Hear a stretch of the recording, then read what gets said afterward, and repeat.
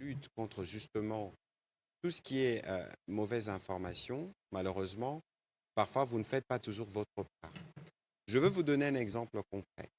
Ce week-end, j'ai reçu plusieurs fois des vidéos sur un prétendu détournement de projets de développement local de 145 territoires. On vous dit même qu'on a donné 511 millions et qu'on a justifié que 9 millions sur 511 millions. Ce qui suppose que 502 millions de dollars se sont volatilisés, entre guillemets, d'après l'auteur.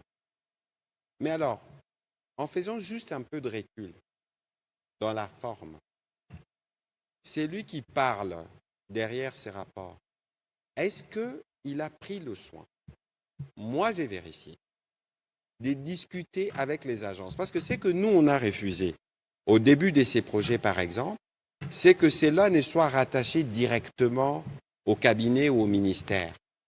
Parce que nous avons une expérience et on n'a pas voulu que ces projets puissent être soumis à une série de contraintes, entre guillemets, ou des procédures. On a confié des projets à des agences qui sont réputées, parce que c'est des agences qui sont recrutées, y compris par nos partenaires internationaux. PNUD, la cellule CFF ou les BCECO. Ils font tous les 3 mois un rapport d'exécution physique, financier, parce que les financements à l'origine viennent de nos partenaires.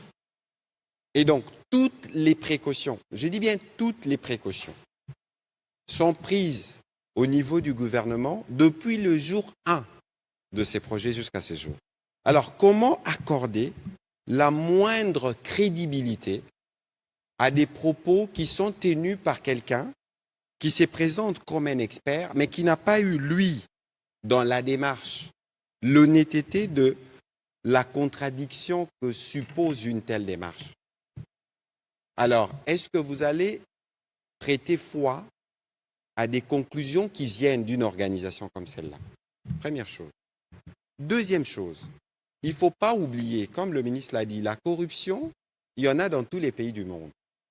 Ce qui compte, c'est comment vous faites pour lutter contre la corruption et en minimiser les dégâts.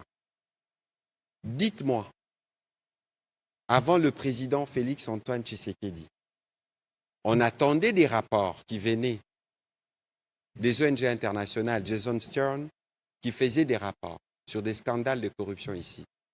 En l'occurrence, ici, ce sont des structures de l'État qui alertent. Lorsqu'une structure alerte sur des cas qui requièrent de la vigilance, ce n'est pas de la corruption.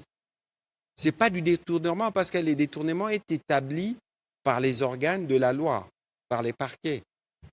Alors faisons attention pour que nous-mêmes, parce qu'il y a comme une forme de campagne malsaine que je vois depuis plusieurs jours, comme on est dans une guerre informationnelle où on inonde les VENA, on dit on attaque les Baswahili, maintenant on veut inonder les VENA, on dit oh, là-bas c'est la corruption, c'est les détournements. Mais chers amis, ne nous tirons pas sur les pieds.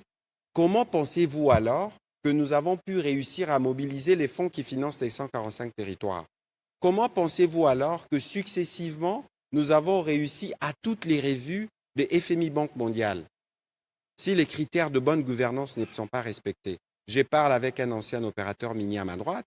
Vous savez les exigences que nous avons dans le cadre notamment de l'initiative de la transparence pour les industries extractives. Nous avons toujours du succès lorsqu'il y a des évaluations qui sont faites dans le cadre de l'application des litiers. Alors moi, je souhaite que dorénavant, vous les professionnels de médias, vous faisiez le front avec nous pour détricoter tous ces mensonges et pour aller vérifier. Parce que dès demain, je peux demander à mon collègue du plan de vous fournir les rapports à jour et à date, aussi bien du niveau de financement que du niveau d'exécution physique de 145 territoires. Sur ça, nous n'avons rien à cacher. Et donc, lorsqu'on parle de ces questions, je souhaiterais que tout le monde puisse intégrer que jamais on n'a eu dans ce pays une détermination à lutter et à mettre fin à la fois à la corruption et au détournement que nous l'avons maintenant. Merci. On va prendre la question de M. Éric Izami.